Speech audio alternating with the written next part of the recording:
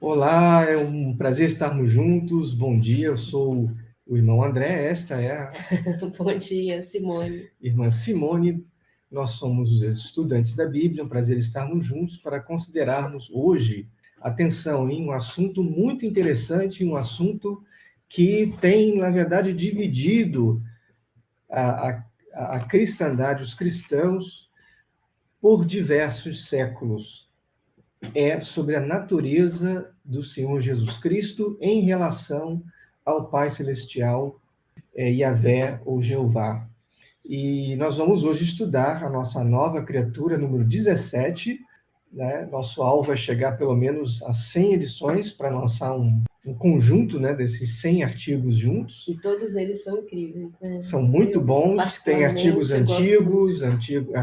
artigos de A Torre de Vigia de Sião, que é conhecida como a Sentinela, posteriormente. Alguns mesclam, né? Alguns Artigos mesclam, diferentes. temos artigos de diversas fontes dos estudantes da Bíblia e até locais, escritos aqui localmente. Então, é isso, né? É apenas um veículo para que diversos artigos visando o encorajamento para as boas obras, a confirmação da nossa chamada e eleição, por isso o nome Nova Criatura. Estou dando aqui o bom dia também para a irmã Margarida, lá em Portugal. Obrigado que está nos acompanhando. Um grande abraço. Bom dia. Para você, para a sua família. E aqui Lá já é a boa Andréia tarde. também. Boa tarde lá, né? Aqui a Andréia também. Bom dia a todos. Bom dia, Obrigado aí por acompanhar. E o assunto de hoje, então, como eu ia dizendo, é sobre a natureza do Senhor Jesus, né? Será que ele é a mesma coisa?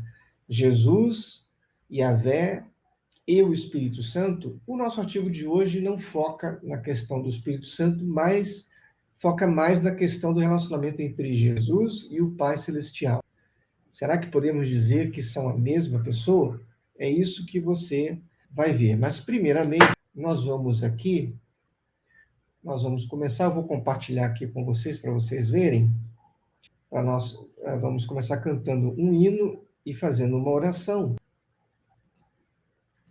E nós temos um aplicativo chamado Christian Resources. Ele está em inglês, mas quando você entra no aplicativo, o que acontece? Você consegue baixar, você consegue mudar o idioma para português e muitos outros idiomas, italiano, francês, tamil, russo, ucraniano, mais recentemente entrou agora, né? E ali você vai encontrar o Maná e vai encontrar os nossos hinos que nós temos até agora, traduzidos e adaptados, lembrando que é um processo, né, contínuo, que a gente vai refinando também. Então é bom você ter um aplicativo que vai atualizar isso para você. Esse aqui, olha, aqui a carinha dele. Está vendo aí, ó? Então, aqui, por exemplo, está um hino muito em breve, que eu já tinha pré-selecionado. Esse que a gente vai cantar agora.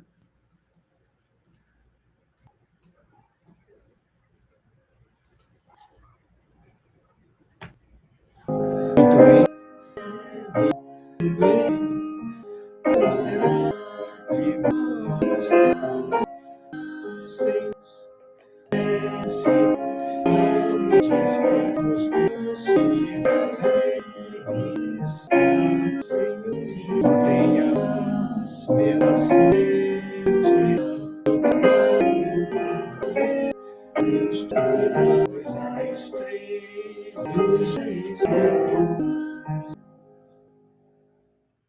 Vamos orar. Amado Pai Celestial, muito obrigado por estarmos aqui, considerando esta informação tão importante. Pedimos uma bênção para todos os que estiverem assistindo este vídeo, quer ao vivo, quer posteriormente, e que possamos compreender esse assunto que é tão profundo, relativo à sua natureza, em relação à natureza de seu Filho. Ajude-nos a nos livrar de ensinos babilônicos que se infiltraram no cristianismo ao longo dos séculos. Pedimos mais uma vez a sua ajuda para a nossa batalha contra a carne, o mundo e o diabo, que possamos agradar o Senhor diariamente, bem como o seu Filho, nosso cabeça, o Senhor Jesus, e em nome dele, o Senhor Jesus, que lhe dirigimos esta oração. Amém. Muito bem, então agora nós vamos considerar brevemente aqui o maná celestial do dia de hoje, que eu vou compartilhar aqui com vocês. Aí está o maná. E é baseado aqui em Mateus 20, 28. O Filho do Homem não veio para ser servido, mas para servir. A irmã Simone vai ler.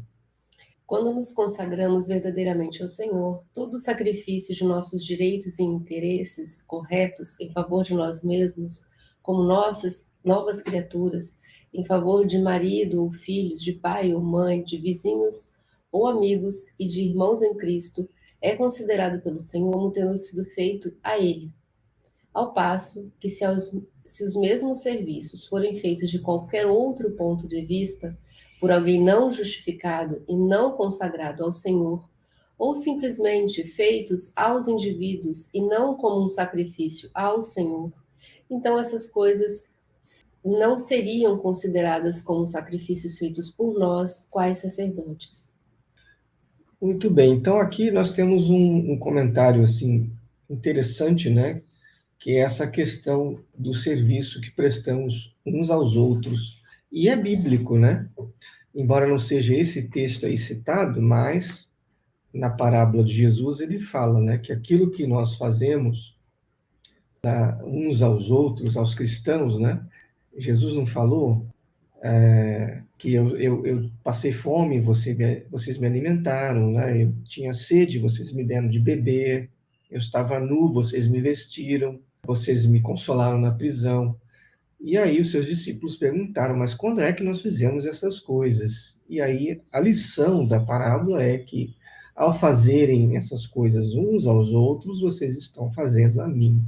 Faz muito sentido, porque afinal, os cristãos que estão em consagração, que estão em união com o Pai Celestial e o Senhor Jesus, eles fazem parte do corpo de Cristo.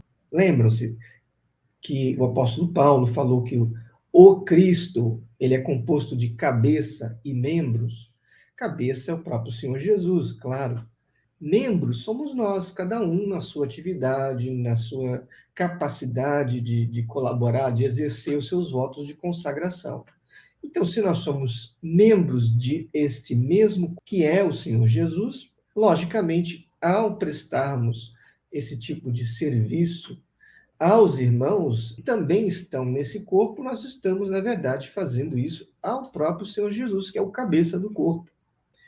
E isso tem um valor muito grande, porque é através desse serviço prestado uns aos outros que nós ajudamos uns aos outros mutuamente, que nós adquirimos força na nossa caminhada cristã para enfrentar as intempéries deste mundo, as dificuldades do dia a dia, a luta contra a carne. Os irmãos ajudam uns aos outros. Na verdade, estamos ministrando ao próprio Senhor Jesus ao fazermos isso. É um pensamento bonito, não é? Então, nós temos aqui, chegando aqui conosco também, né, o Souza, que está mandando um abraço aqui, desejando uma ótima reunião. Também a Cida, que está aqui conosco, seja bem-vinda, Cida, bom dia. Obrigado aí pelo apoio. E vocês que gostam do nosso ministério, deixe, por favor, o seu like, compartilhe na sua rede social, que isso ajuda a divulgar essa obra e essas informações. Então, agora nós vamos partir para a publicação em si. Deixa eu abrir aqui para vocês. A publicação ela pode ser baixada pelo QR Code, que vocês estão vendo aí acima no canto superior direito, e também nós temos o link, né, que está na própria descrição do vídeo, você pode baixar pelo link. Então, agora aqui, compartilhando a nova criatura, número 17, aí está a verdade sobre a Trindade. O texto fundamental aqui, o texto base, o texto áureo é: para nós, contudo, há um só Deus, o Pai. 1 Coríntios 8, 6. Esse é um texto interessante, né? Inclusive citado mais adiante nesse artigo, é um texto que faz uma diferença assim bem, né, bem marcante entre Deus, que é o Pai, e o Senhor Jesus, que é o Senhor, né? Então, para nós há um só Deus, o Pai, e um só Senhor, Jesus Cristo, continua dizendo o texto. Então, eu vou ampliar aqui, né, sendo bonzinho com todos vocês, porque, afinal, a gente precisa aqui ter, né, uma visibilidade melhor. Pronto, acho que agora está melhor, né? Então, eu vou pedir a Simone para começar a ler. Deixa eu ver aqui. Começar a ler aqui e eu já vou mostrar para você quando parar. Neste fim dos tempos em que estamos vivendo, a luz da verdade está sendo derramada sobre muitos mistérios de doutrinas que foram concebidas numa era de escuridão da história cristã. Um desses mistérios é a doutrina da Trindade. Na atual época de esclarecimento, milhares de crentes fiéis em Cristo estão começando a duvidar dessa doutrina, que afirma que Jesus é seu próprio Pai Celestial e Yahvé, Jeová. Eles costumam questionar essa doutrina em segredo, por medo de serem rotulados de hereges. De fato, a maioria das igrejas cristãs afirma que a crença na Trindade é essencial para os cristãos e não dão abertura para um diálogo, muito menos para uma investigação imparcial sobre o assunto. Mas o próprio Deus nos convida a raciocinar quando ele diz: venham, vamos refletir juntos. O apóstolo Paulo elogiou os judeus de Bereia por sua diligente pesquisa das Escrituras, para terem certeza de que o que estavam sendo ensinados eram de fato a verdade. Assim, a fé deles era bem estabelecida e rapidamente aceitaram a Cristo. Paulo instou a Timóteo: procure apresentar-se a Deus aprovado, como obreiro que não tem do que se envergonhar, que maneja corretamente a palavra da verdade. Esse princípio bíblico deve encorajar todos os cristãos a examinarem sua religião, para terem certeza de que suas crenças honram a Deus. Se houver qualquer dúvida sobre um assunto, será necessário estudá-lo. Então, depois de um exame minucioso, cada um deve estar plenamente convicto em sua própria mente, sem medo de serem perseguidos por isso. Romanos 14:5.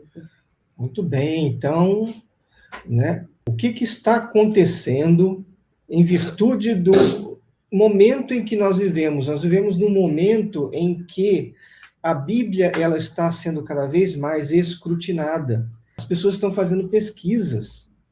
As pessoas elas têm acesso a dicionários, elas têm acesso a concordâncias bíblicas. Nunca foi tão fácil em um celular, né, você ter várias versões da Bíblia pesquisáveis. Isso seria inimaginável. No primeiro século, para você ter um pergaminho, era algo custoso, era algo raro. Hoje está literalmente nas pontas dos dedos de qualquer um. Então, com o aumento desse conhecimento, né, do acesso ao conhecimento, as pessoas começaram a pesquisar e a descobrir coisas que não fazem sentido. E é o que diz aqui no artigo que muitos estão começando, olha só, olha que certeza, milhares de crentes fiéis em Cristo estão começando a duvidar dessa doutrina. Que doutrina? A doutrina de que Jesus e Yahvé são a mesma coisa, ou fazem parte, né, de um ser meio que místico, como está aqui nessa ilustração, né? E vocês vão ver que essa ilustração de três cabeças unidas, ela aparece em muitas outras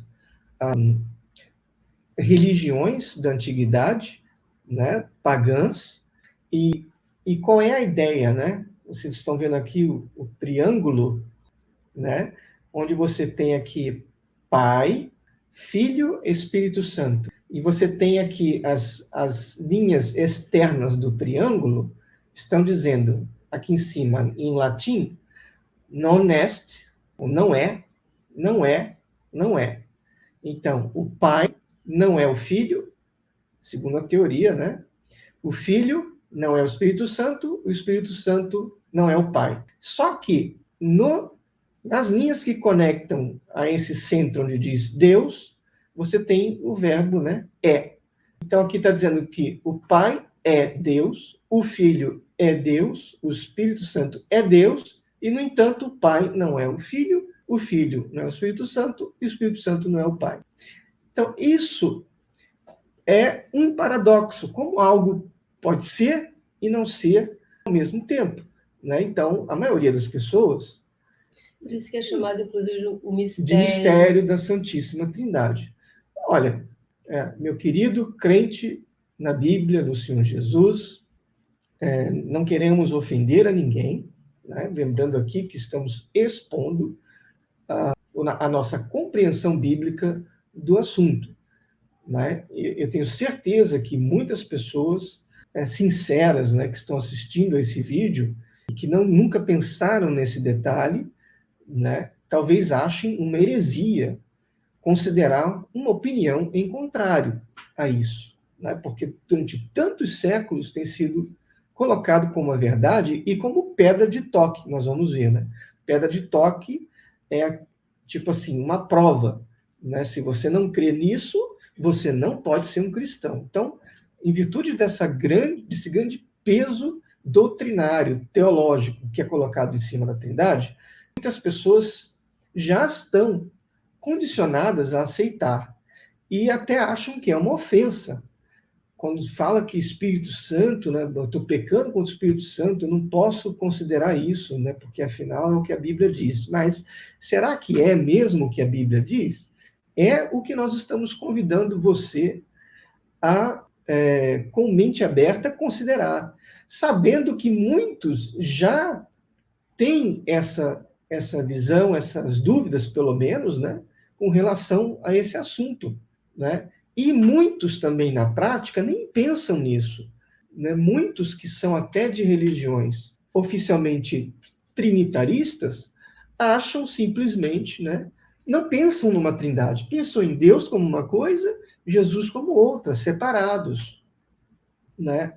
E não pensam muito no Espírito Santo. Então, nós vamos hoje investigar, principalmente nesses dois primeiros elos dessa relação, que é do Pai com o Filho. São a mesma pessoa, né? Ou são da mesma substância, né? Que a Trindade ela tem diversas explicações, existem diversos tipos, né, de entendimentos da Trindade, né? E a maioria até admite que não são a mesma pessoa.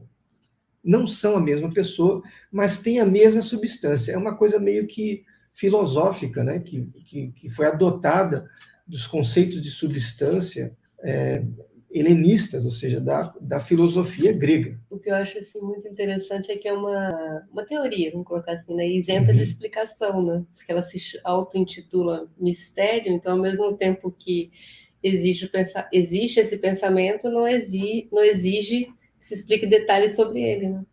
Exato, né? O Felipe está aqui também, dando um bom dia. Um grande abraço, Felipe, aí, por acompanhar pelo YouTube. Está fazendo falta aqui, Felipe. Né? Então, vamos então continuar aqui, né? Nessa questão, né, como nós já vimos, nós temos que ter uma mente aberta. Aqui, por exemplo, o apóstolo Paulo, ele elogiou os judeus de Bereia. Por quê? Porque eles pesquisavam antes de verificar. Se você for ver lá, né, a Bíblia diz que eles eram mais nobres, porque eles pesquisavam na Bíblia para ver se as coisas realmente eram assim, aquilo que eles estavam aprendendo. Só um pensamento, uma coisa que eu estava no outro parágrafo, nesse abaixo, fala sobre os cristãos, encoraja os cristãos a examinar a própria religião, né?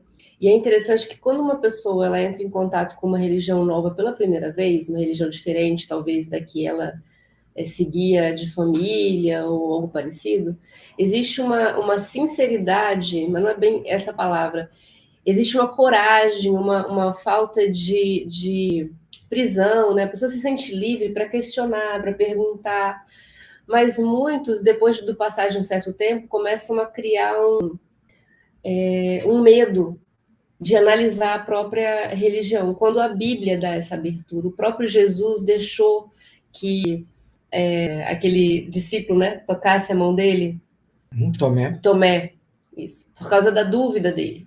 Então, toca na ferida. Tem uma pergunta aí que não, uma dúvida que a sua religião não está ajudando você a entender, tem alguma coisa que você precisa analisar mais a fundo. E eu acho que a Trindade é uma delas, né? Muito bem. E faz parte também de das compreensões, das bases fundamentais dos estudantes da Bíblia, né? Nós temos alguns entendimentos fundamentais e a Trindade é um ponto, a questão de que a Trindade, né, ela não é ensinada na Bíblia, é um ponto pacífico entre todos os grupos de estudantes da Bíblia, né? E não apenas estudantes da Bíblia chegaram a essa conclusão, mas outros grupos também que nunca estiveram associados com o pastor Russell, ou com os estudantes da Bíblia, né? Ou com grupos que se desenvolveram dos estudantes da Bíblia. Isso aí é interessante também, né? Então, é isso. Aqui está convidando a fazer essa avaliação, né? Porque nós, como disse 2 Timóteo 2,15, nós temos que nos apresentar a Deus como obreiros aprovados, que não têm do que se envergonhar, e principalmente essa parte aqui, olha, que maneja corretamente a palavra da verdade. Será que eu estou ensinando ou crendo em algo que não é a palavra da verdade? Se for, então eu não estou manejando corretamente, pelo menos nesse quesito, nesse ponto aí.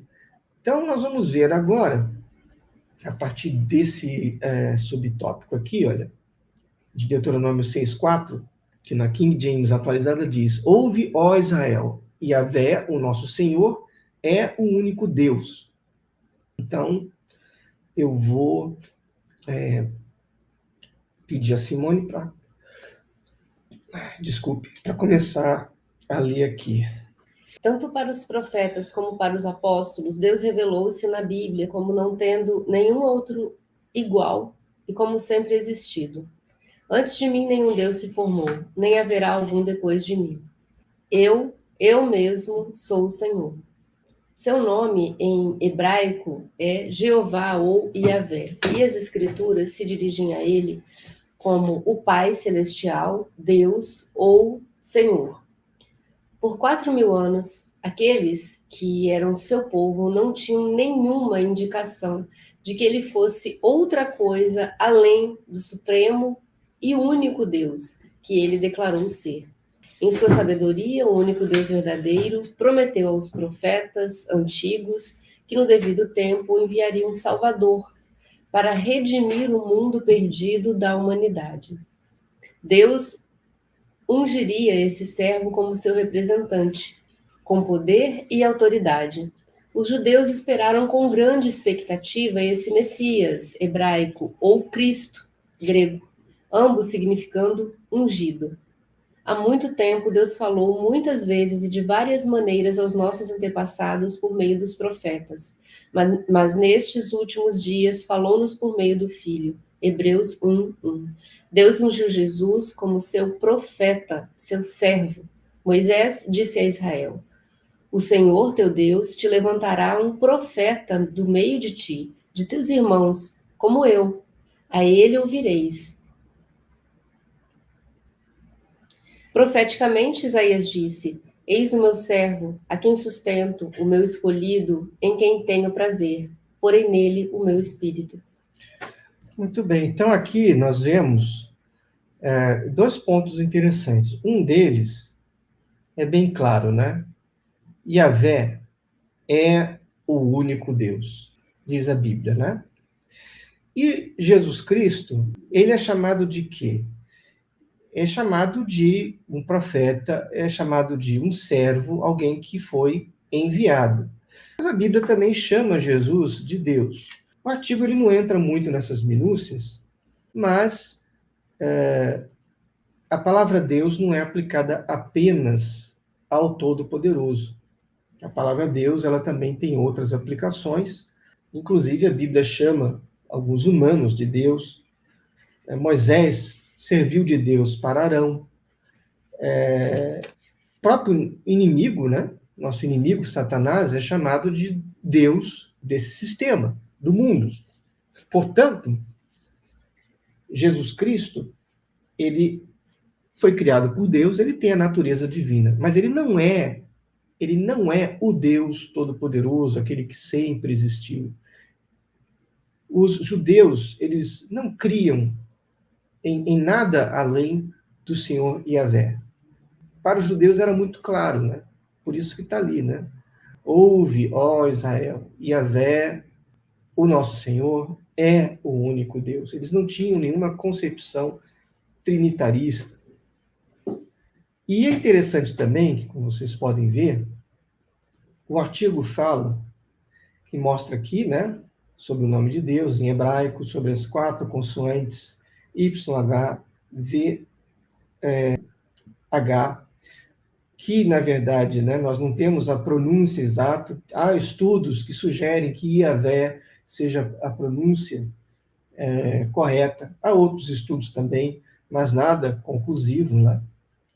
Então, as Escrituras chamam Yahvé de Pai Celestial, Deus ou Senhor. Então, era nisso que os judeus criam, né? Como diz aqui, por 4.000 anos, né, aquele povo lá, os judeus, não tinha a menor indicação, né, de que fosse qualquer outra coisa além do único e supremo Deus. Então, é isso. Agora, esse Deus, ele enviou um representante. Então, não podemos confundir o representante com aquilo que ele representa. Jesus é o representante de Deus. Jesus, ele tem a autoridade para agir, para julgar, né? Quando um representante, a título de comparação, quando um representante, ele, por exemplo, vai a um país, né? Um embaixador, por exemplo, representa aquele país. Ele tem poderes para falar em nome do país. Você vê na ONU, por exemplo, né? Se reúnem lá aqueles embaixadores, né? Quando o embaixador está falando ali, não é o fulano de tal embaixador. Ele está falando em nome do país, ele está representando. Então, Jesus, muitas vezes, falou em nome de Jeová, né? Como se fosse o próprio Jeová, mas não era o próprio Jeová, porque Jesus é um e Yahvé é outro. Percebem essa diferença aí? Então, está aqui, olha, a Ana Martins chegando aqui. Bom dia a todos do canal Reflexão Maravilhosas. Obrigado, Ana, pelo seu apoio, viu? Tenha um excelente domingo. Continue acompanhando a nossa consideração aí, a nossa live.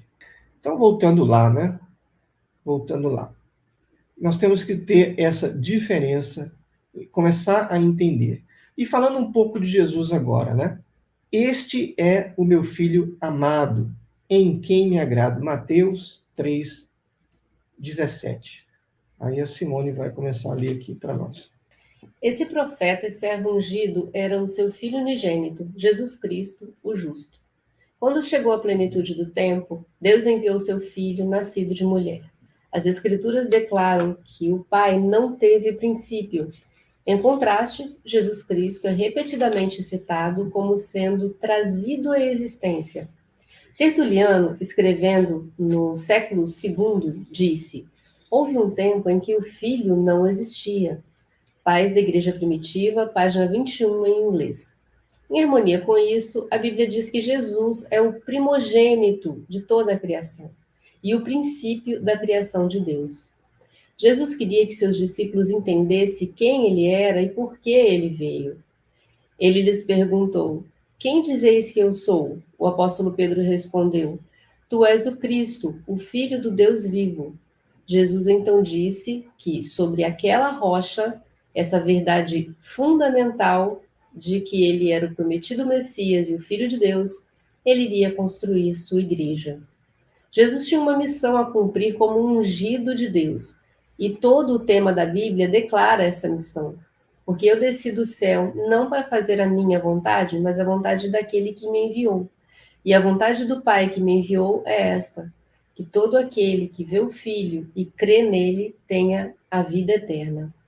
Aqui vemos que Deus é o autor e Jesus é o honrado executor dos planos do Pai.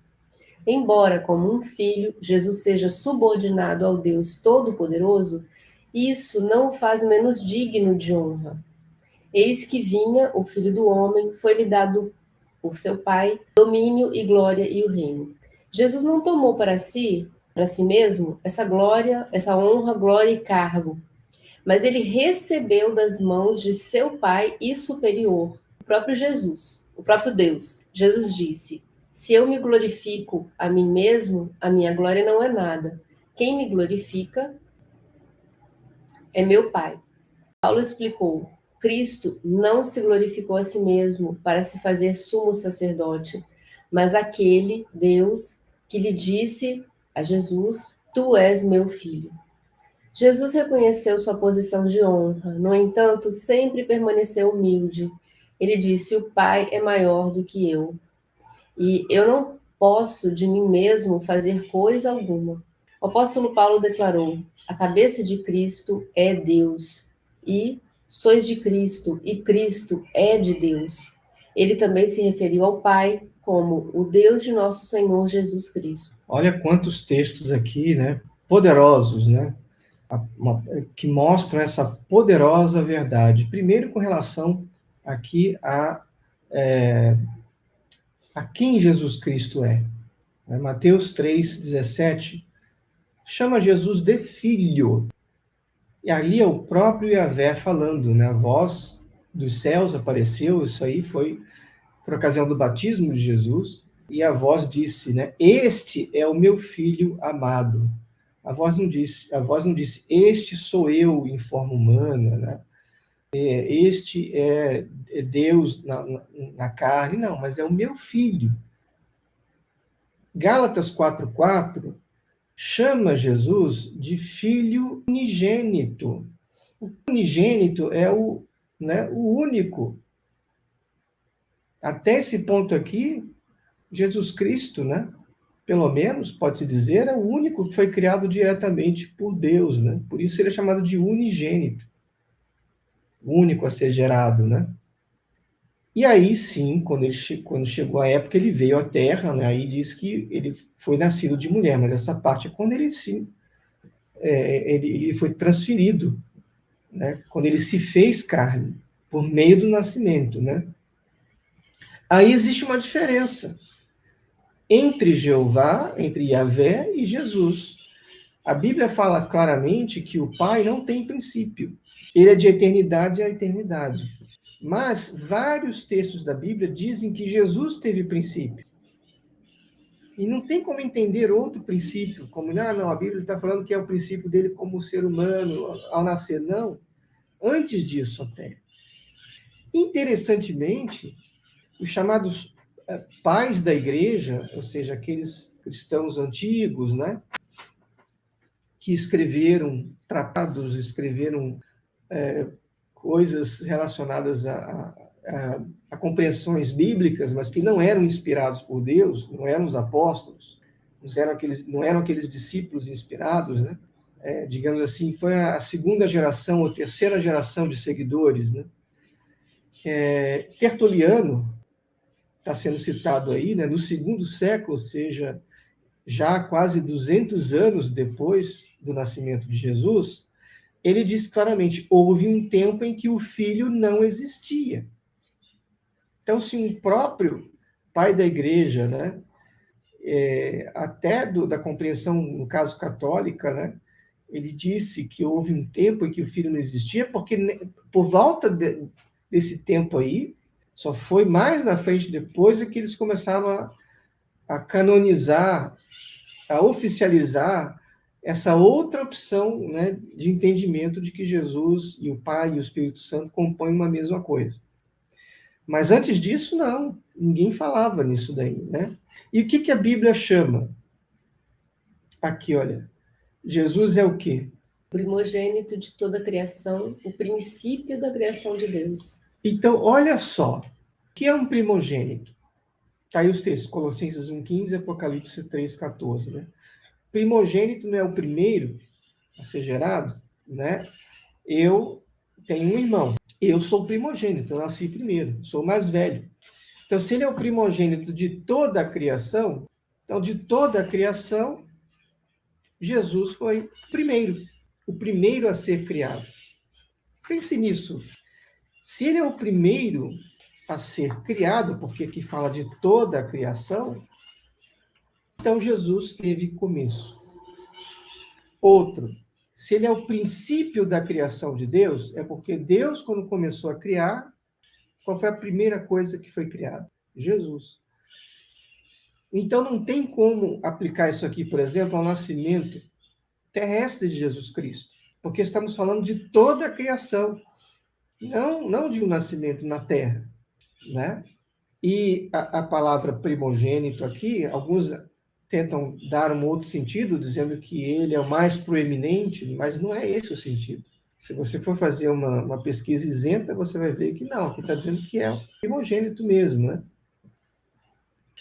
Tanto é que o próprio Jesus, quando perguntavam, né? Tem até aqui uma ilustração, né? Eis o homem, né? Esse aqui é um quadro, né?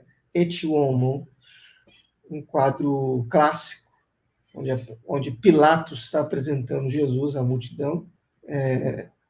Mas o próprio Jesus, quando perguntavam, né? Jesus aqui fez uma pergunta aos próprios discípulos, né? Quem dizeis que eu sou? E aí qual foi a resposta? O Pedro, né? Pedro disse: Tu és o Cristo, o Filho do Deus vivo. Então é assim que os próprios discípulos entendiam Jesus Cristo. Exato, né? Os próprios discípulos entendiam ele como o Filho, tá? Olha só que interessante. Simone, Outra coisa interessante também é que Jesus sempre se referia ao Pai, Pai, Pai. Tanto é que muitas pessoas falam, mas provavelmente Jesus deve ter usado o nome Jeová fora do que está escrito na Bíblia. Bom, entendo que a Bíblia tem os registros principais, os mais importantes. E a referência que Jesus sempre faz é Pai. Né? Então, não tem como a relação pai e filho ser igual. Né? O pai automaticamente é aquele que criou o filho. O filho veio por intermédio do pai. Né? Em qualquer cultura, esse é o entendimento básico, né? Exato, né? Então, outras coisas que dão no que pensar, né? O que Jesus fala? Jesus, que era ungido de Deus, né? Olha só o que ele fala. Aqui, ó. Porque eu desci do céu não para fazer a minha vontade, mas a vontade daquele que me enviou. E a vontade do Pai que me enviou é esta, que todo aquele que vê o Filho e crê nele tem a vida eterna. João 6, 38 a 40. Então, você que é crente na palavra de Deus, reflita nessas palavras. Reflita nessas palavras, né? Ora, veja bem, vamos tentar entender, né? Se a Trindade fosse algo verdadeiro, né? Não faz sentido, né, que três personalidades diferentes sejam a mesma coisa e não sejam ao mesmo tempo, né? O que nós vemos aqui é claramente uma distinção. Jesus tem a sua vontade e o Pai tem a vontade dele. Jesus não veio para fazer a vontade dele mesmo, mas sim a vontade daquele que enviou, que foi o Pai. Então nós temos aí uma diferença muito grande entre um e outro. Jesus Cristo, ele é subordinado ao Pai Celestial, né? E, no entanto, ele é digno de receber, né, toda a glória, o domínio, o reino, como diz aqui, né? Mas outro detalhe que mostra que são duas pessoas bem diferentes é o detalhe de que mostra que Jesus, ele não tomou essa glória, essa honra para si mesmo, mas sim do Pai. Ele recebeu. Né? Ele recebeu. Aquele que recebe é necessariamente diferente daquele que dá. Jesus fala, né? Se eu me glorifico a mim mesma, a minha glória não é nada. Mas quem que glorifica Jesus? É o Pai. É o que está aqui. Ó. Novamente, você tem a distinção entre Jesus e o Pai. Paulo também disse que Cristo não se glorificou a si mesmo, mas Deus é que disse: Tu és meu filho. O próprio Jesus diz com muita clareza, em João 14, 28, e 5 e 30, Pai é maior do que eu. Eu não posso de mim mesmo fazer coisa alguma. A Trindade não faz sentido, né? Eles tentam explicar isso daí como assim, não, mas são cabeças diferentes, conectadas pela mesma substância. Mas onde que a Bíblia ensina isso? O que nós estamos vendo, biblicamente falando, são literalmente entes diferentes. Um teve princípio, outro não teve princípio. Um é filho, outro é pai. Um é glorificado, o outro glorifica. Então você não pode trocar a ordem, né? Dando um bom dia aqui também ao Álvaro, né? Bom dia, irmãos em Cristo. Bom dia para você, obrigado pelo apoio. Um grande abraço, tenha um excelente domingo. Então, a que conclusão chegamos, né? Estamos começando a chegar.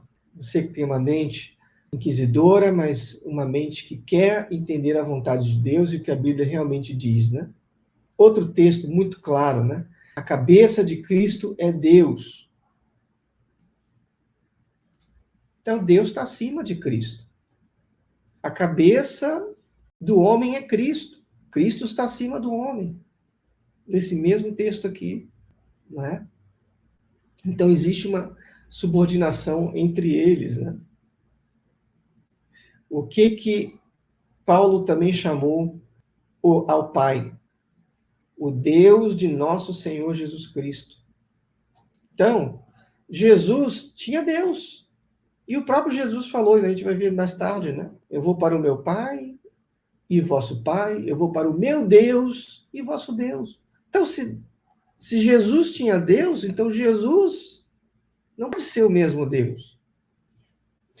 Agora, chega um momento que a gente precisa entender como é que esse conceito, então, surgiu. Como que a Trindade como conceito aparece? Que é o que nós vamos começar a ver agora, né? A origem do conceito da Trindade. Simone vai ler aqui, só um minutinho. O que os judeus acreditaram durante milhares de anos sobre a singularidade de Deus deveria ser harmonioso e compatível com a doutrina cristã. Jesus ensinou a seus seguidores que as tradições e conceitos judaicos sobre Deus, o Pai, não foram mudados. O cristianismo não é uma nova religião com um novo Deus, mas uma extensão do judaísmo com o mesmo Deus que Israel adorava. Por que então esse entendimento original de Deus, o Pai, foi substituído pelo conceito denominado Trindade, agora considerado por muitos como a pedra de toque, isso é, aquilo que identifica a verdadeira fé cristã? Depois da morte dos apóstolos, ocorreu uma queda gradual da fé original. Um grande número de pagãos entrou na igreja, trazendo com eles suas ideias pagãs. Vários conceitos de um Deus trino, originários de Babilônia, haviam se espalhado pelo mundo antigo e se tornado uma característica proeminente das mitologias egípcia, persa, grega, romana, japonesa e indiana. Os eruditos católicos e protestantes reconhecem que o conceito denominado Trindade levou séculos para evoluir e admitem que a filosofia grega pagã desempenhou um papel significativo no desenvolvimento da doutrina. De fato, ela só foi formalmente introduzida no IV século, levando à formulação do credo niceno. Nesse período sombrio da história da Igreja, muitas pressões políticas foram misturadas na doutrina e práticas cristãs. Temendo que a dissensão religiosa pudesse perturbar a unidade política de seu império, o imperador Constantino convocou um conselho geral de bispos para tratar da controvérsia sobre se Jesus, o Filho, também era seu próprio Pai. Os proponentes, pró e contra o conceito trinitário, debateram a questão com o imperador, finalmente pedindo o voto dos bispos para resolver o assunto. O credo trinitário, conforme por fim adotado, fixou a doutrina da pessoa de Cristo como Deus de Deus, luz de luz, Deus verdadeiro de Deus verdadeiro, substancial ao Pai. Consubstancial ao Pai. Sob ameaça de banimento do imperador, segundo Sócrates, todos, exceto 5, assinaram o credo. A definição básica do credo niceno passou a ser adotada por muitos como a verdadeira identidade de Deus e o teste doutrinário que define se alguém é realmente um cristão.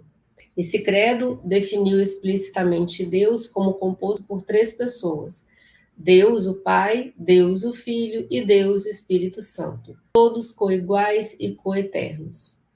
Ainda assim, na Bíblia apenas um deles aparece. Há um único Deus, o Pai, de quem vêm todas as coisas. Um só Senhor, Jesus Cristo, por meio de quem vieram todas as coisas. Os outros termos, Deus, o Filho, e Deus, o Espírito Santo, nunca apareceram nas Escrituras. De fato, o termo Trindade não é encontrado na Bíblia. Reconhecidamente, o conceito da Trindade é misterioso, incompreensível e impossível de se harmonizar com o testemunho do Deus único dos antepassados. Muito bem, olha quanta coisa interessante. Uma parte histórica e esclarecedora, aqui, né? Então, como que surgiu esse conceito da Trindade, que é o que a gente acabou de considerar agora, né? Temos aqui algumas expressões, o Souza está aqui aplaudindo alguma parte que foi dita, o Alfeu está dizendo, bom dia, irmãos, assunto maravilhoso para a nossa fé. Bom dia, Alfeu, realmente, né? E precisamos defender a verdade, né? E o Felipe dizendo, ponto valioso que a nação de Israel, que Jeová tratava direto com eles. Eles mesmos sempre viram Jeová sendo um Deus único, totalmente diferente de todas as outras nações, com seus muitos deuses. E quando Jesus vem, ele fala a mesma coisa, colocando sempre o Pai como o único Deus e sendo o seu cabeça. Isso aí, Felipe, é bem interessante você ter comentado isso daí, né? Que você vê que as nações tinham deuses pluralistas, mas Israel tinha um Deus único, né? Que é o que você fala aqui, né? Como o único Deus, enquanto que as nações tinham muitos deuses. É exatamente isso. Vocês querem ver mais acima lá, né? Fala de trindades, né? Egípcias, trindades gregas, trindades até japonesas, né? Persa, romana, indiana. Deixa eu botar aqui, ó, para vocês. Tudo ali muito próximo, né, a Israel. Tudo em volta de Israel, essas culturas aí. Então, isso aqui eu selecionei aqui para vocês verem, né? Algumas dessas representações dessas trindades, né? Então, aqui, por exemplo, vocês estão vendo aí a trindade ou tríade egípcia. Né? Você tem Ísis, Osíris, né? Se não me engano, o outro é Ra. E você vê também em Babilônia, né? Eles tinham uma trindade também, né? Os japoneses, né? Eles falavam em tríades. Aqui você vê uma tríade de Budas, né? É muito claro, né? Os hindus, que seriam, no caso, os indianos, né? Você tem aí a sua tríade de deuses também. Inclusive, né? esse primeiro é uma imagem muito parecida, né, com o que se propaga da Trindade. Exato, né? Notem aqui numa... 3 cabeças em um.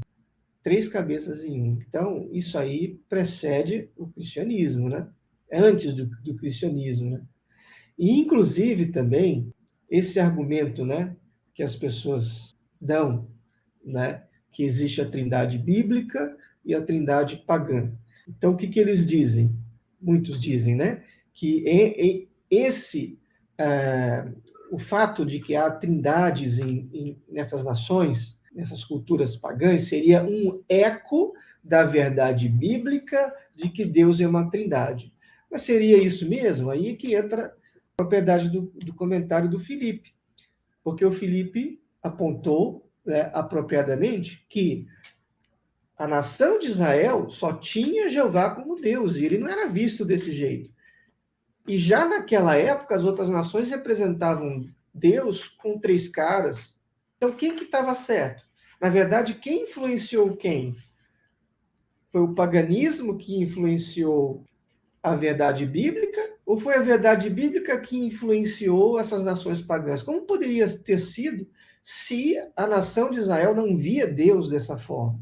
Mas essas nações já viam. Essas nações já viam Deus assim, como uma tríade, como uma trindade.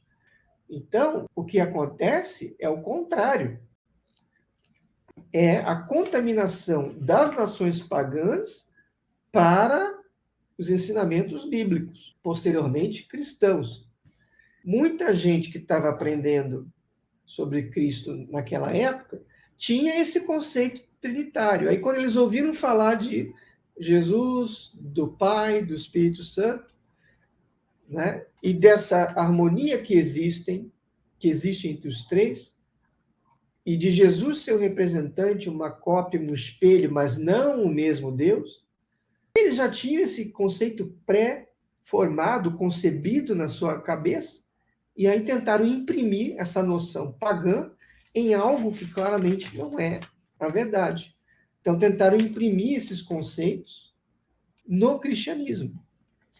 E, portanto, o que resultou foi essa contaminação. Tanto é que mesmo os eruditos católicos, no caso, protestantes, reconhecem que é um conceito que levou séculos para evoluir e que a filosofia grega pagã, ela realmente tem um papel importante nessa doutrina. E aqui fala do credo niceno, né, de 325 depois de Cristo, um concílio, né, que ocorreu aqui, que foi decidido, né, eles se reuniram porque o que aconteceu?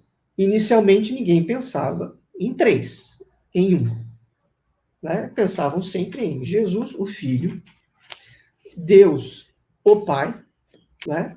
E o Espírito Santo, como algo que provém tanto de Deus quanto do Pai, principalmente de Deus para o Filho e do Filho para a Igreja.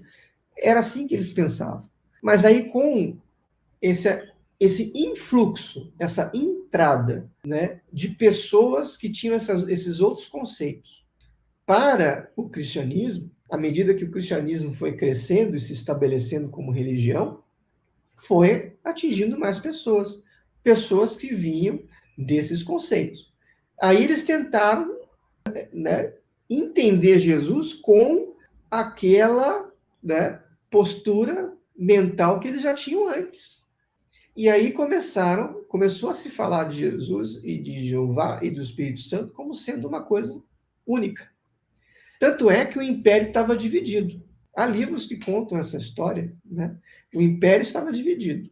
Havia alguns que diziam que eram os 3 em 1, e havia outros que não. Jesus teve o seu princípio, Deus nunca teve princípios, que são diferentes. O que foi preciso fazer? E principalmente porque Constantino ele queria se consolidar. Então, imagine, né, que não partiu da igreja, partiu de um imperador, de um político, Constantino, supostamente convertido ao cristianismo, querer unificar, porque na verdade ele não queria dissensões, ele queria o apoio absoluto da maioria, então vamos resolver essa questão. O que ele fez? Ele reuniu um concílio de bispos para que esse assunto fosse debatido e resolvido. Desculpe. E aqui fala, né, que eles se reuniram, havia prós e contras, então aqui isso quer dizer que havia bispos católicos naquela época que eram contra esse ensino. Só que havia pressão. Essa obra aqui, olha, Sócrates, História Eclesiástica, 1 e 8, e um artigo aqui da Enciclopédia de McClintock e Strong dizem que havia uma ameaça de banimento da parte do imperador. Inclusive, a história ela é mais sombria até. Eu li um livro que diz que havia tentativas, havia tentativas de assassinato, né? Eu achei até leve esse negócio. É uma coisa assim que, né? Aí, dentro dessa pressão, a maioria votou a favor da Trindade, né? Apenas 5, como diz aqui, né, que não aceitaram. E aí eles começaram a fixar essa doutrina, né, chamando Cristo de Deus de luz, luz de luz, Deus verdadeiro, de Deus verdadeiro, consubstancial ao Pai. Aí entra a questão que eu falei, né, da influência da doutrina helenística ou grega. Essa ideia de substância é uma ideia platônica, é uma ideia, né, de outros filósofos gregos, né, que postulavam de que são feitas as coisas, né? Então, essa ideia, né, eles conseguiram criar um jeito de tentar explicar. Olha, eles são a mesma coisa e não são a mesma coisa. Eles têm a mesma substância, sempre existiram, mas têm personalidades diferentes. É por isso que naquele triângulo diz que o Pai não é o Filho, não é o Espírito Santo, mas o Pai é Deus, o Filho é Deus, o Espírito Santo é Deus.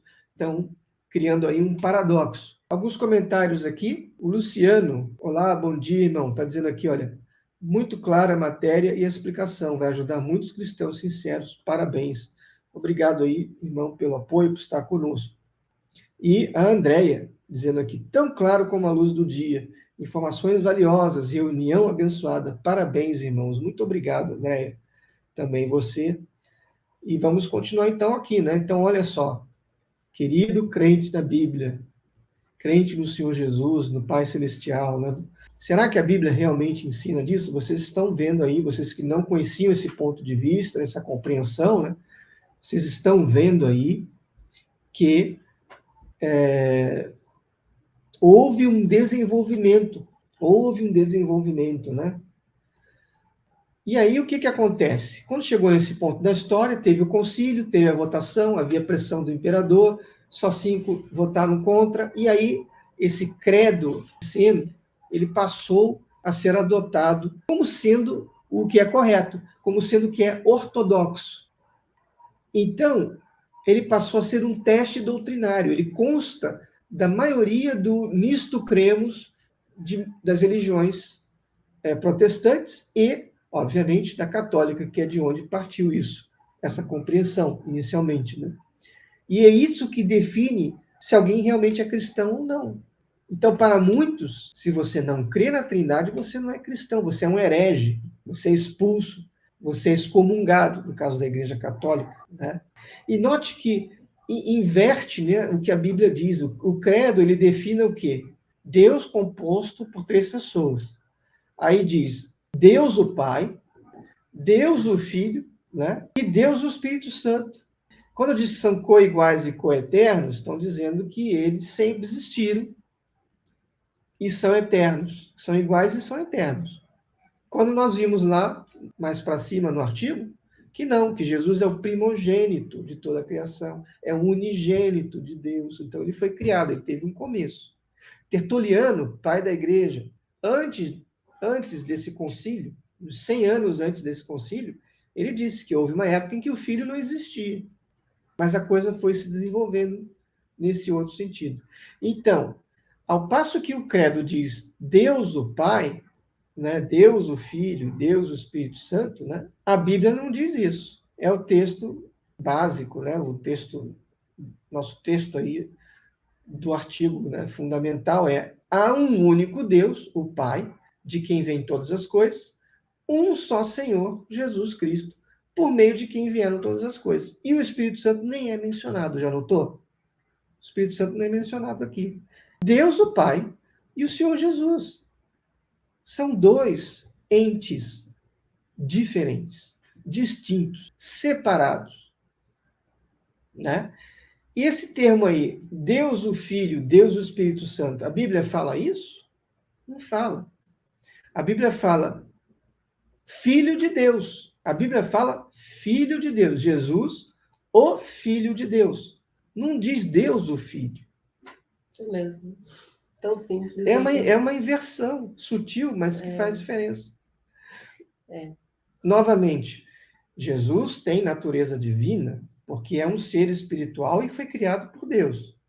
Jesus é chamado de Deus, em outros textos, o Deus unigênito.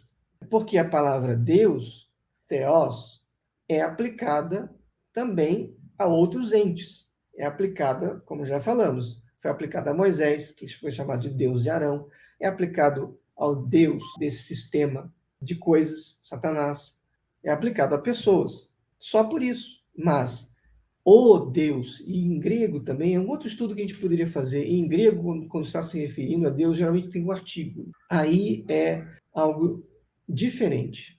Aqui o Leandro também chegando, né, dando aqui o bom dia. Bom dia, Leandro, obrigado aí pelo apoio. Grande abraço para você, tenha um excelente domingo. Então, olha, e você também lembrando a todos vocês, né, que vocês podem estar aqui, olha, baixar a revista pelo QR Code. Aponta aí. Sempre fica em Né? cima, A câmera para o QR Code, você baixa esse PDF. Vamos também disponibilizar em EPUB e MOBI, que são os formatos para leitura de e-book, né? Que são bons de ler. Ou então você pode baixar no link aqui da descrição. E se você está gostando, deixe já o seu like, inscreva-se no canal, compartilhe o vídeo, porque isso ajuda as pessoas a terem uma compreensão melhor da verdade. E como o André sempre fala, né, esse artigo, essa publicação, ela é disponível para enviar. Leandro fez um comentário ali que me lembrou isso. Quiser enviar para alguém por PDF ou quiser imprimir para dar de presente ou simplesmente distribuir, né, para que alguém possa ler essa matéria, porque é engraçado que é um assunto que repetidamente a gente ouve falar, né? E tem muitas publicações sobre isso, mas esse, num espaço tão pequeno, ele fez um resumo tão interessante, né? Do que é a doutrina da Trindade, do que ela se originou. Em 2, 3 parágrafos a gente conhece a história dessa doutrina, né? Pois é, né? E é o comentário que o Leandro fez, né? Minha irmã era estudante da STJ, chegou a ser publicadora, mais tarde se associou à denominação cristã do Brasil e, lamentavelmente, adotou esse ensino da Trindade novamente. Então, olha, é o que a Simone falou, né? A nossa publicação, vocês podem imprimir, ela já é feita já sempre em 4 páginas, você consegue imprimir frente e verso, dobrar no meio, fica muito bom, né, para você ler, né? Ou então manda em PDF, que hoje em dia o eletrônico, né, ele é muito, muito divulgado também, né?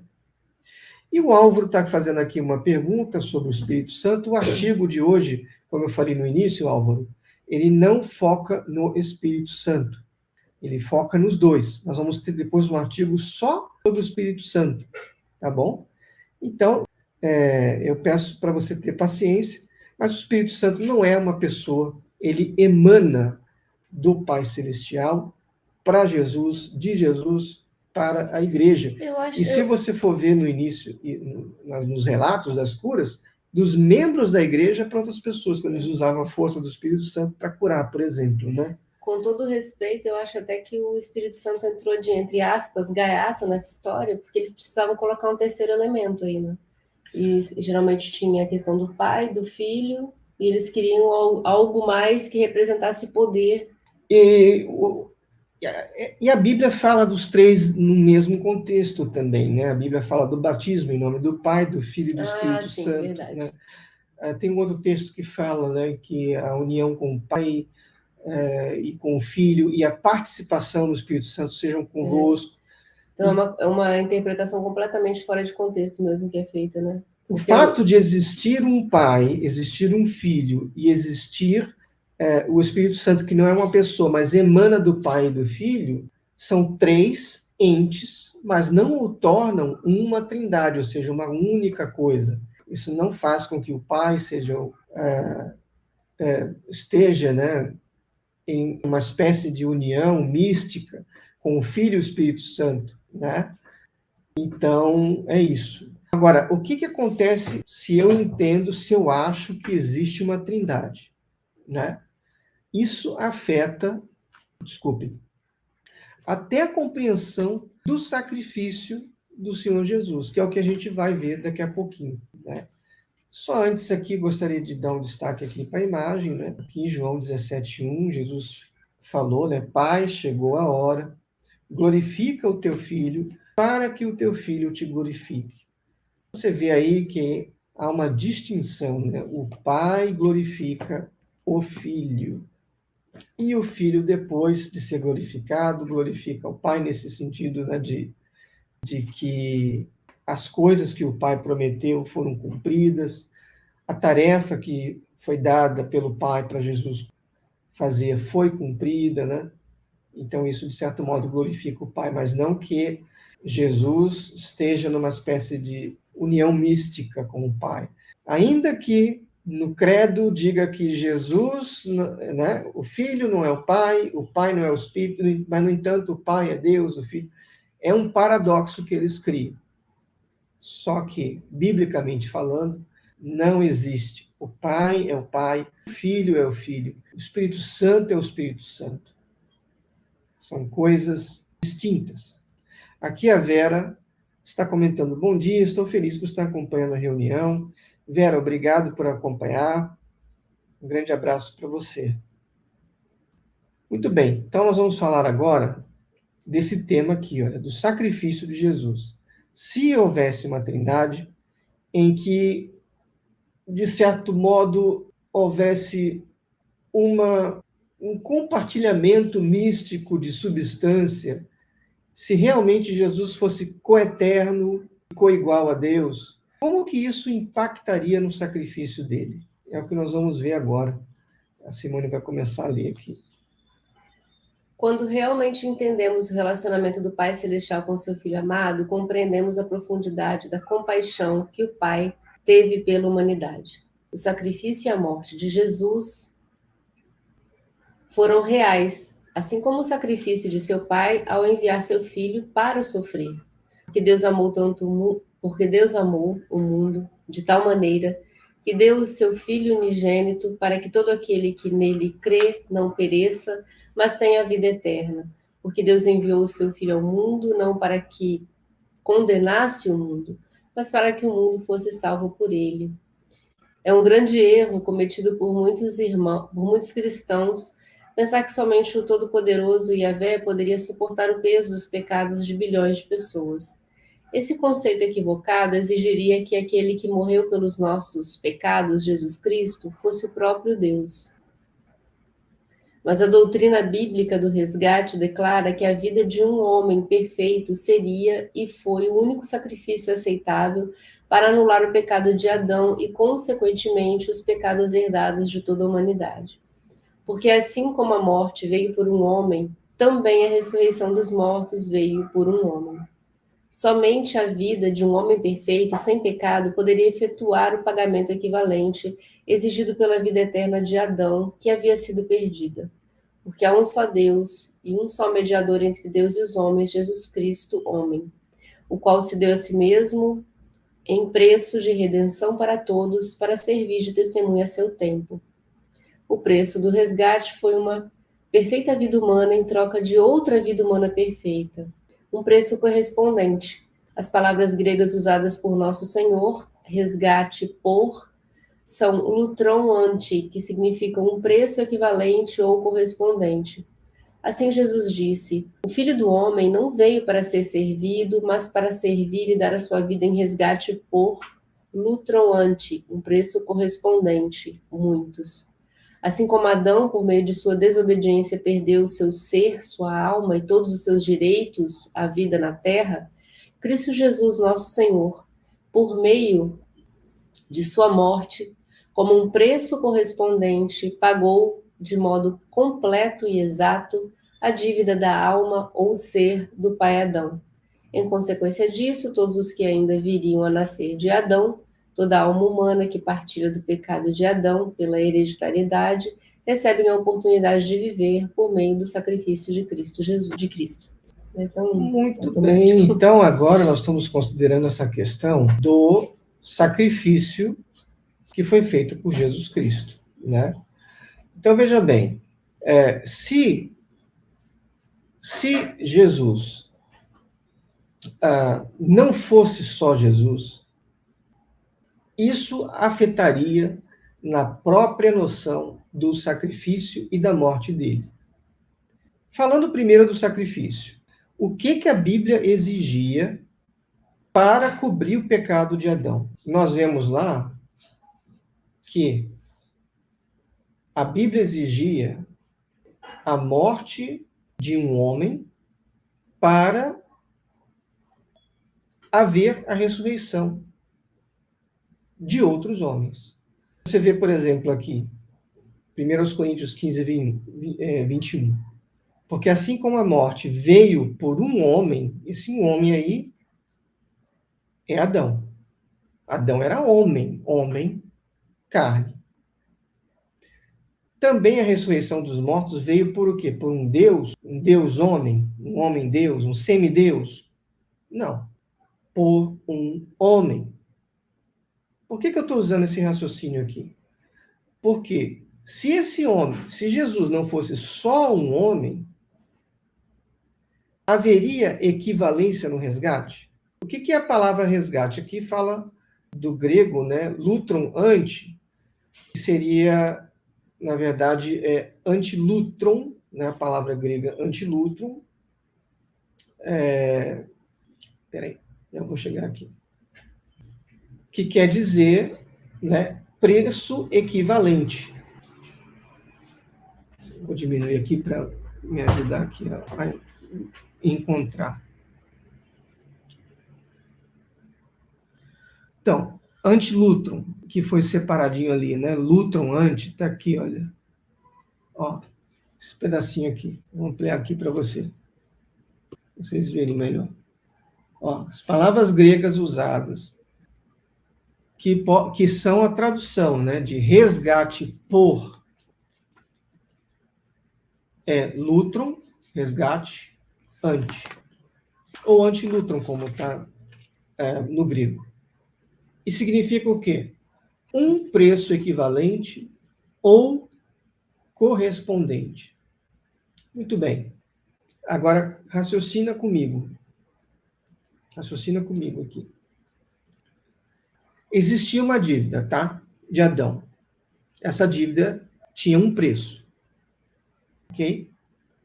Se Jesus não fosse apenas um homem, mas fosse um Deus homem, ou plenamente homem e plenamente Deus, será que ele estaria pagando o equivalente, o exato?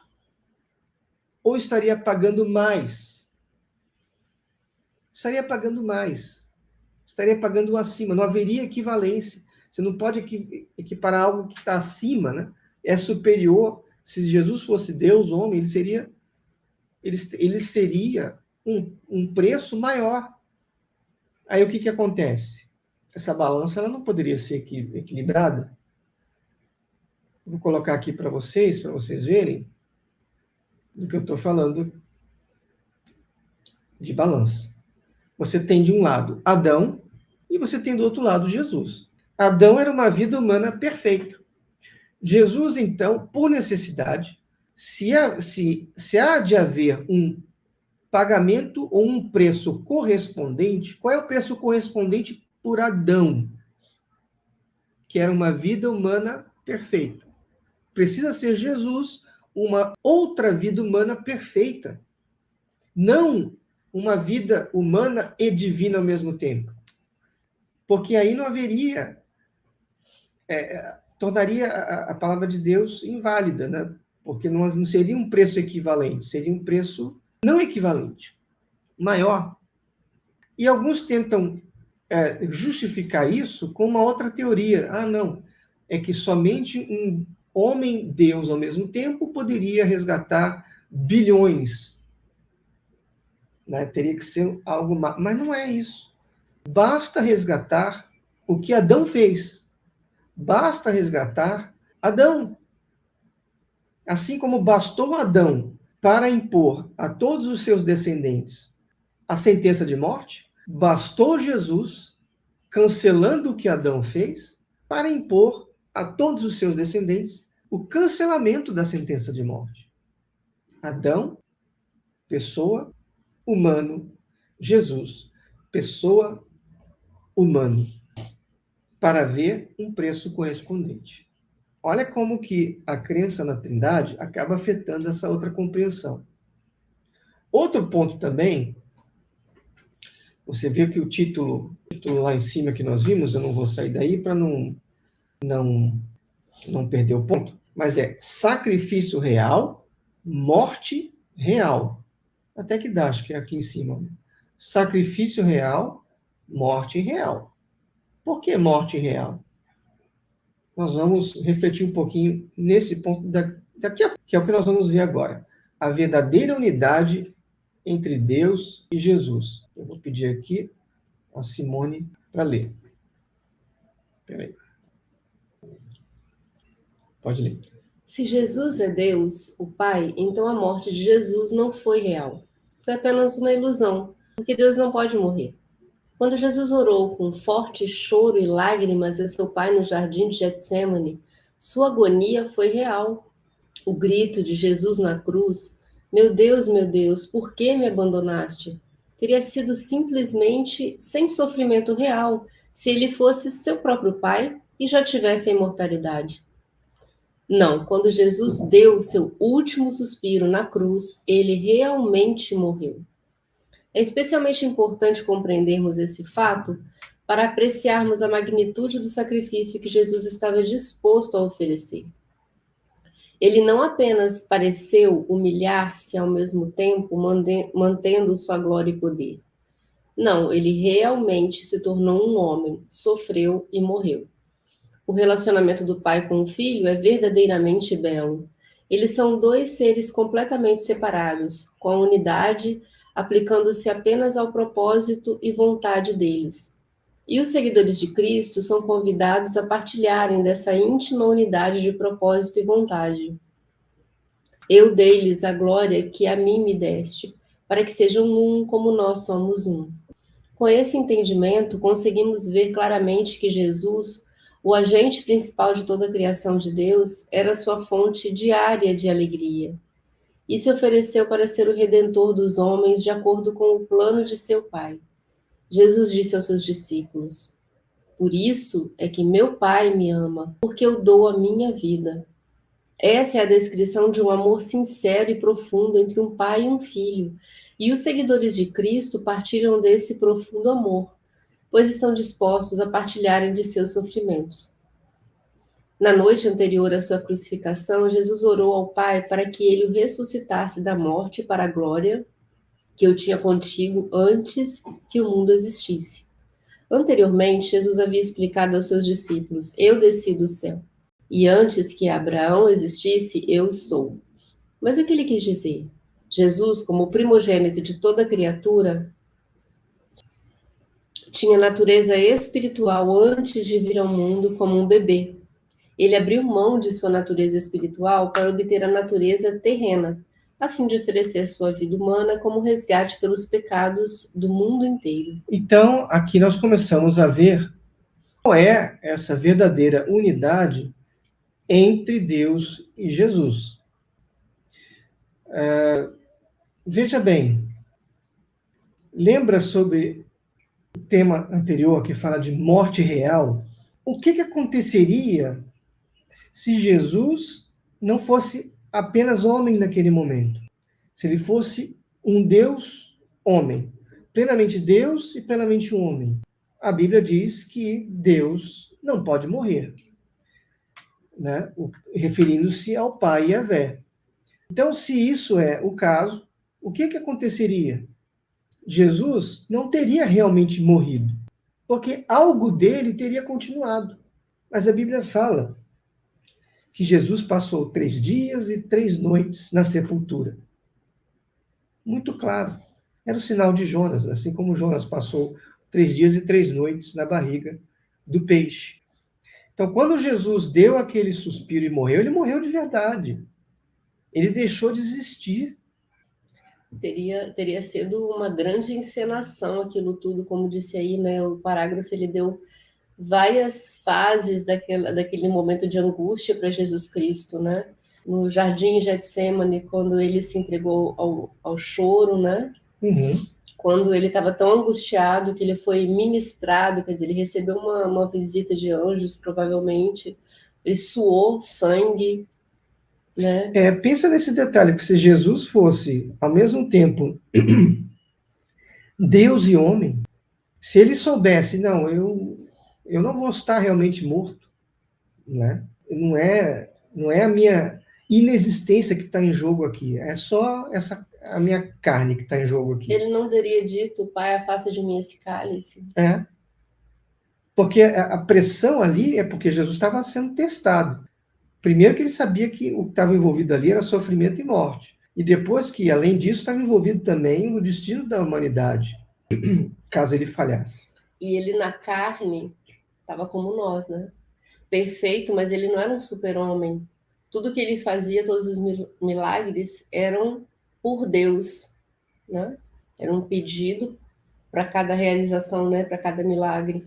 Senão não teria valido o resgate. Ele tinha que realmente ser um preço igual a de Adão, né? Então imagina você, homem, né? No caso ele perfeito, mas homem, uma pessoa, sabendo que iria passar toda a tortura romana, né? Porque não era fácil, as pessoas já tinham medo, né? Já era uma coisa conhecida. Aqui o Michael dizendo, bom dia a todos, graças a Deus, Jeová, acompanhando vocês para a reunião. Obrigado, bom dia também para você.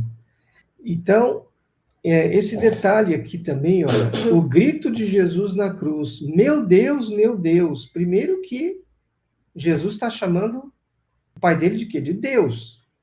Deus de mim, meu Deus. Por que me abandonaste? Ou seja, por que Jesus diria isso se ele mesmo fosse parte desse Deus? Se ele soubesse que o que estava em jogo ali não era a existência dele, mas só a carne, que a carne ia morrer, mas ele ia continuar consciente, né? Mas não, ele estava debaixo de pressão. Ele chorou, forte choro. Não foi um choro normal, né? Forte choro e lágrimas, orando ao Pai Celestial, pedindo que, se possível, esse cálice fosse afastado dele. Então, Jesus, ele fez o sacrifício derradeiro. Ele se esvaziou da sua forma celestial para, de fato, morrer. É o que Filipenses 2,7, citado aqui, e o 8 diz, né? Que ele esvaziou-se a si mesmo, assumindo plenamente a forma de servo e tornando-se semelhante aos seres humanos. Se o versículo 7 diz que Jesus se esvaziou, é porque ele deixou a sua existência celestial, se esvaziou.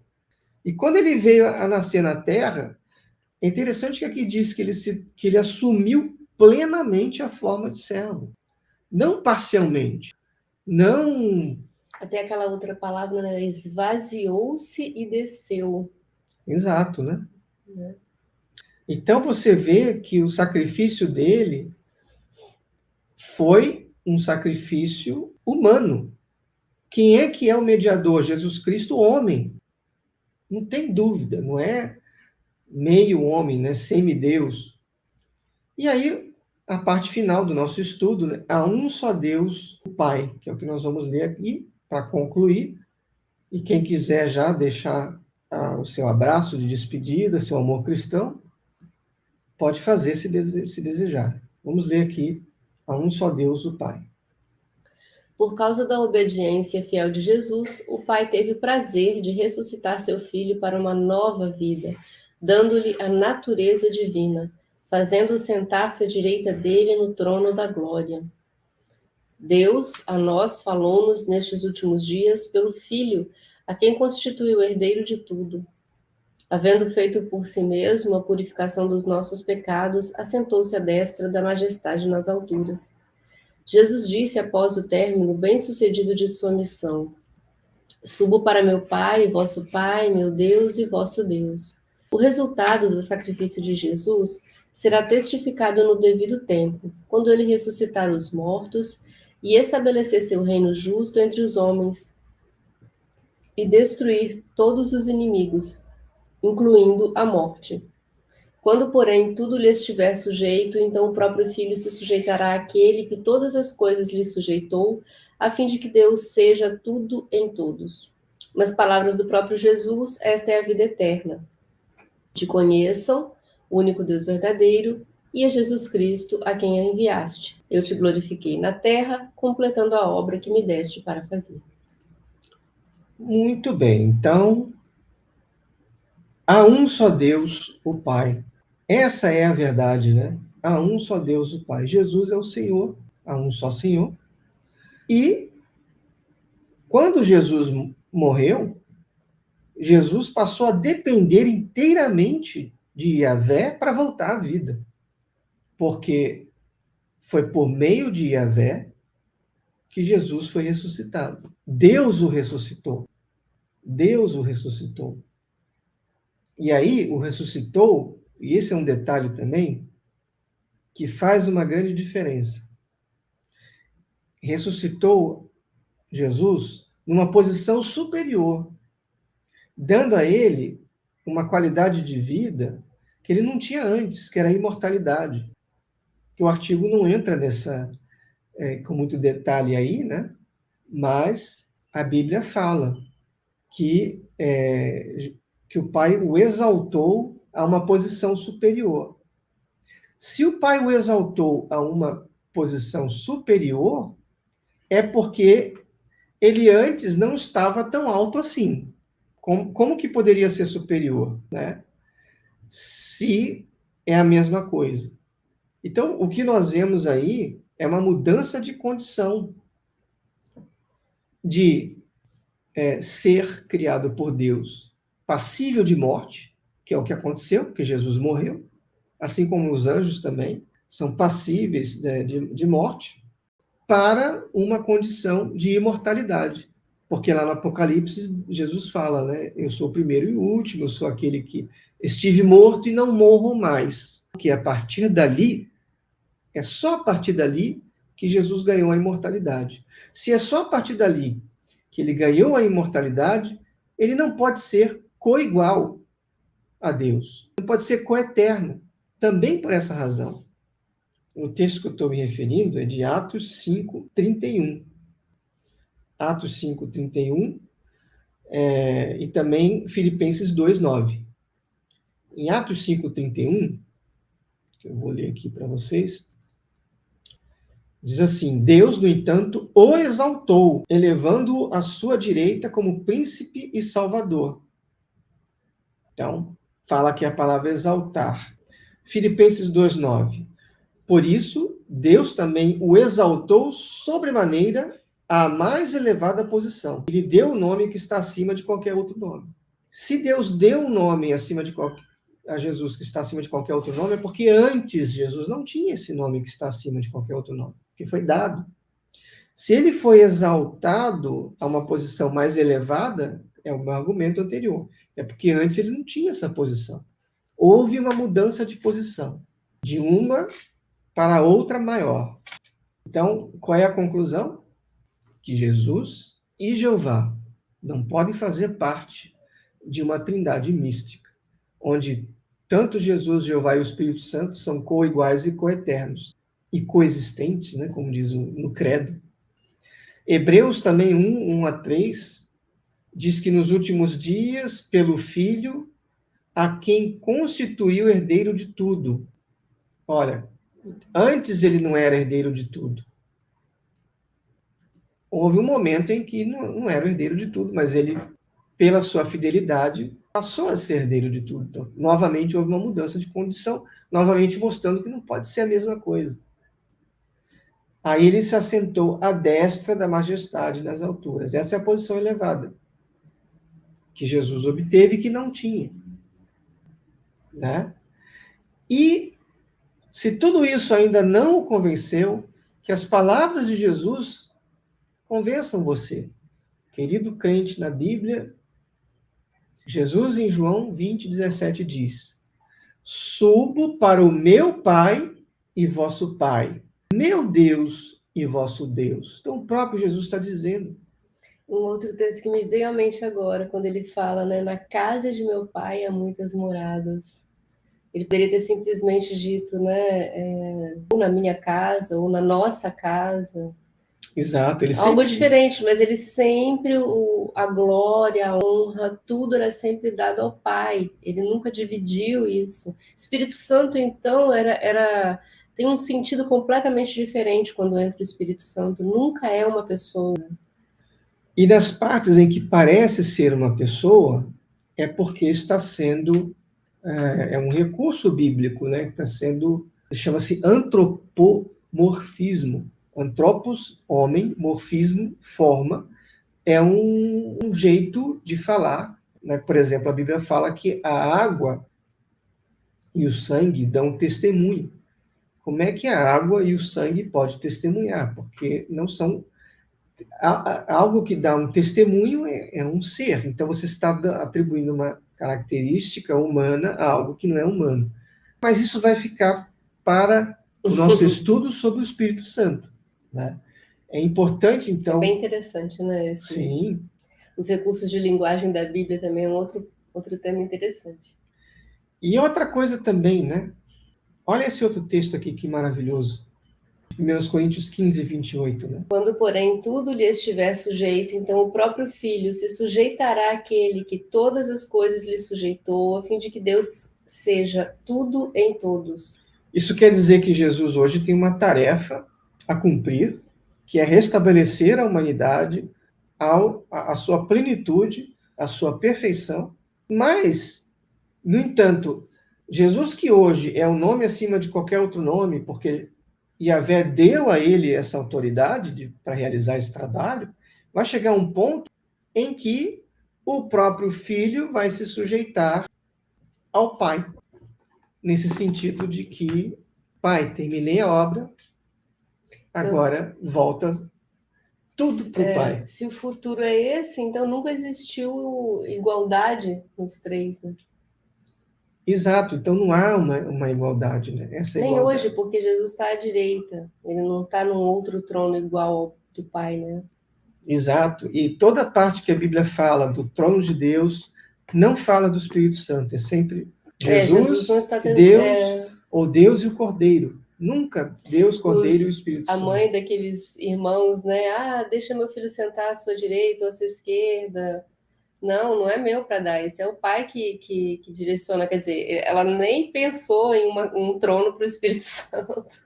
Que outro texto, olha só, a fórmula da vida eterna. Esta é a vida eterna. Que te conheça, pode ler. Esta é a vida eterna, que te conheça, o único Deus verdadeiro, e a Jesus Cristo, a quem enviaste. Cadê o Espírito Santo?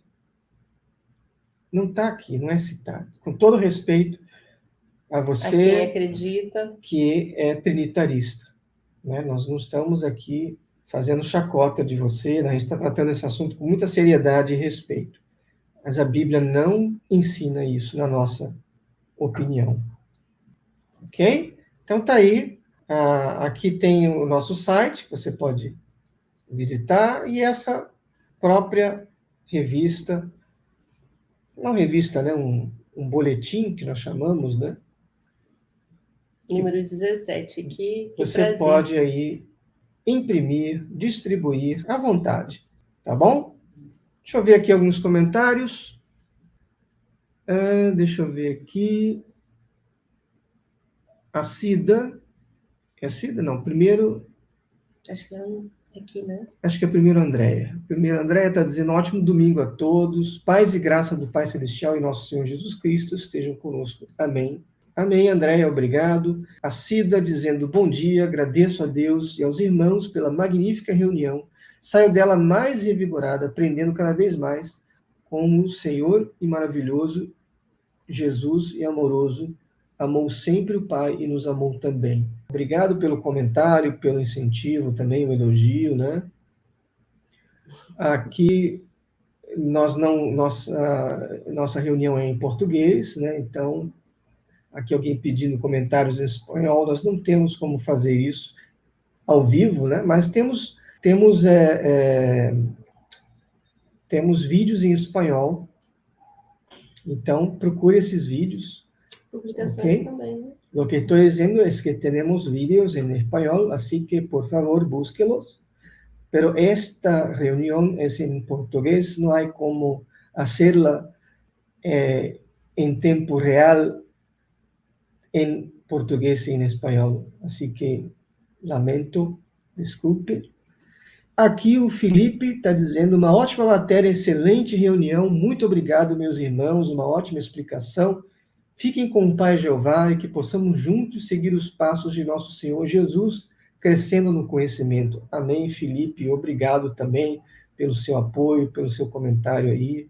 Irmão Luciano, maravilhoso estudo. Todos tenham um ótimo dia com as bênçãos de nosso Criador e do seu Filho Jesus Cristo. Amém, amém e amém a todos vocês, tá bom? Muito obrigado. Então, nós vamos aqui compartilhar de novo a nossa tela para mostrar aqui o hino que nós vamos cantar. Voltando aqui para o inário. Este aplicativo aqui vocês podem baixar, viu? Chama-se Christian Resources. Vocês baixam tanto para o sistema... Na verdade, tem para tudo. Tem para o Mac, tem para o PC, tem para Apple e tem para o Android. Só buscar. Escrevendo aqui, olha. Christian Resources. Busquem lá, vocês vão ver a cruz coroada, que identifica, né, claramente o aplicativo. Tem material em português. Tem o Maná, tem também os hinos que estamos adaptando, traduzindo, né? E o que eu tinha selecionado aqui para o final é o 22. Deixa eu mudar aqui. É bom que eu ver até como é, né? Tem ele separado por Isso, né? Por número ali direitinho em cima. Preciosa a Bíblia é. E eu só tenho que achar ele aqui no meu arquivo de áudio. Eu vou ampliar aqui para nós podemos cantar aqui. Aqui o Leandro está dizendo que tem esse aplicativo, é muito bom. É bem prático, né? É prático mesmo, né? E tem espanhol nele, né? Quem quiser. Tem espanhol, é verdade, né? Tem espanhol. É que aqui não aparece os idiomas se eu clicar, né? Mas tem diversos idiomas. Né? Muito bem, deixa eu ver aqui. É o hino 22, né? Preciosa a Bíblia é. Vamos orar. Amado Pai Celestial, muito obrigado por esta reunião, onde aprendemos sobre a sua verdadeira natureza, a de seu Filho e a do Espírito Santo. Que o Senhor nos ajude, Pai, a defender essas verdades com respeito, com graça, com palavras temperadas com sal, mas que possamos defender, Pai, o que o Senhor nos ensina sobre o Senhor. E agradecemos ao mesmo tempo pelo seu ato de nos dar o seu Filho como Salvador, nos dar a Bíblia, a sua palavra inspirada para nos guiar, essa luz que ilumina os nossos pés, e principalmente por nos permitir ter uma compreensão da verdade, que prezamos muito. Pedimos que nossos queridos irmãos sejam abençoados em toda parte onde estejam, que também aqueles que estão no caminho de consagração possam vencer as barreiras que, no momento, ainda estão impedindo isso. Estamos muito próximos de vermos plenamente seu Filho se revelar em toda a terra. Estamos muito próximos de uma tribulação final, a grande tribulação. Que o Senhor nos ajude a estarmos cada vez mais preparados, fortalecidos espiritualmente para essas coisas. É o que pedimos em nome do Senhor Jesus. Amém.